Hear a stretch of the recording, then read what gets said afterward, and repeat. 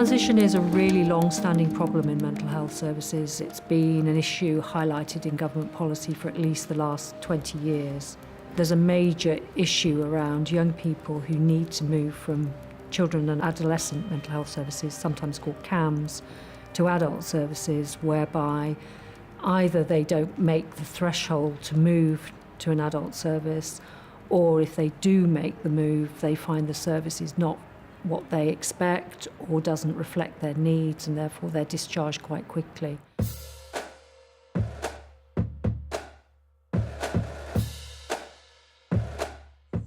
We have here people from the MILESTONE study, and we have some young facilitators and animators. These workshops are the first step to stimulate debate. It's quite important we have something of I suppose, an open agenda in order that we can learn as much as possible. So in your packs, you've got 4 different case studies. And these case studies are anonymised, they're very short, and what you have is the voice of a young service user and the voice often of a service provider from CAMHS, the service provider from AMHS, and sometimes a member of the family. Assessment, thresholds, constraints, independence. Assessments, thresholds, constraints, independence. Guilt, worry, trying to help, listen to me. Guilt, worry, trying to help, listen to me. Anxiety, exposed, change, listen to me. Anxiety, exposed, change, listen to me. Look through the case study and think about the issues that would have been a particular concern. They keep telling her mum that they can't deal with her, but the young person is too anxious to make the appointments herself, to go to the appointments herself, but they won't let the parent come because they're not allowed to know what's happening. Also quite important is the support for the parent and carer, including signposting, so letting the parent know what's happening.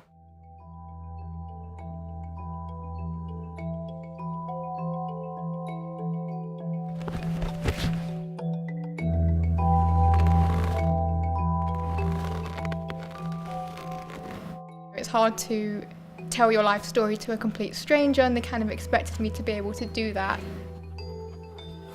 I was quite scared about sharing this type of stuff, because I haven't shared this type of stuff with anyone. You've never met them. You're feeling like, you know, have I met this person before, and am I just like missing like months of my life or whatever? But they're talking to you like they've met you before.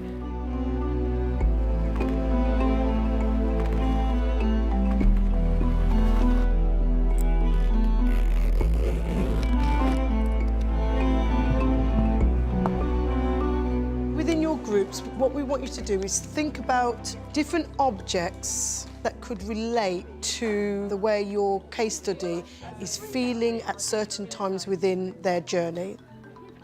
Our first image is a roller coaster, and that was representing the reality of the actual transition. It's not like a straight line, it's not easy, there's ups and downs to like your journey from moving from CAMHS to AMHS. We did lines like when you're naughty at school and you have to write the same thing over and over to like represent the repetition that our young person feels when she has to tell a story over and over again. Like it's like a punishment. This was just a simple going on a journey suitcase.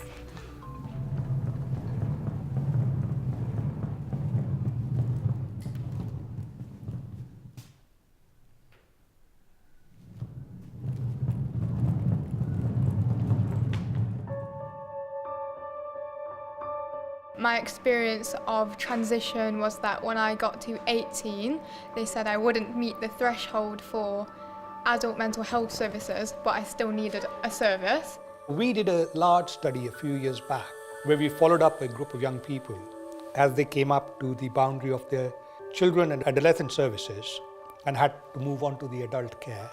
And we found, to our surprise and dismay, that about 50% simply fell through the care gap. So they disappeared from services. And many of them had ongoing mental health needs. The other 50% who made it across had very poor care during the transition period. I can't approach someone and be like, hi, help me, because if I go to the GP, he's like, no, you're fine. And if I go to a psychiatrist, she's like, okay, here, have some medication. I'm like, but I don't really want medication, I just like someone to talk to, you know? I wanted my voice to be heard. I wanted someone just to listen to me and tell me it'd be okay. You have kind of the team acting like one person when they're all very different people and they've forgotten that they don't actually know the person they're speaking to. They might think they do. It's weird because obviously I've never met them, but they're talking to me like they've met me before. There's no harm in going, just in case you've forgotten, I'm Dr. Whoever or I'm the nurse. It's like 3 seconds of human interaction that humanises the whole thing. You have this sense of young people being in a system, being passed around, feeling they don't fit, feeling the bits don't join up or make sense. Child services have a lot of provision for counselling and talking therapies and family support, and adult services are much more focused on medication. So even the way the services treat the same problem varies quite a bit. A clinician is going to look at it and say, okay, well, I have 50 patients to see in the next 2 weeks or whatever. And a patient is just saying, no, I just need to get in there. The only thing I found ever really helps is having that support system there. And there needs to be a level of understanding there where the clinician knows that the patient needs to be seen, but also the patient feels like they're not just being dismissed. They try to help me find my identity, in a sense. They would ask questions like, oh, what kind of people do you want to be around? What kind of things do you want to be doing?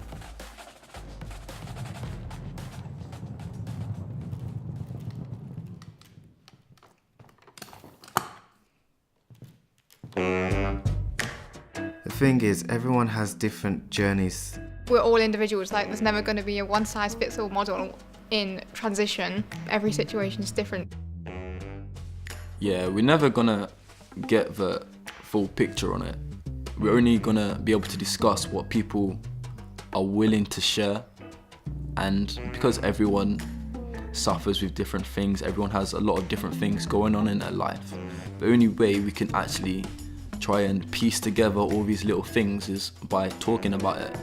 And once we all start sharing and listening, speaking and listening, then we could have a wider understanding of mental health in a whole.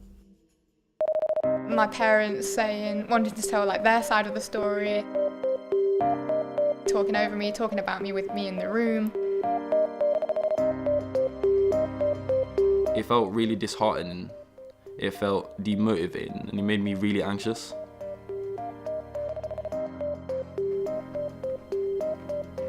I write because I can't tell. My parents would always tell me I'm still a child, and I get that, but I'm still growing. It's just weighing me down. I felt like they were reading something and going, oh yeah, we know all about you. We know exactly what you're about, even though that wasn't the case. Your parents do need to know, like, how you feel and what's going on in your mind, but at the same time, there needs to be a confidentiality. I just wish she'd talk to me. I feel so helpless. They keep telling me not to miss my appointment. For the last time, I had to get 2 buses.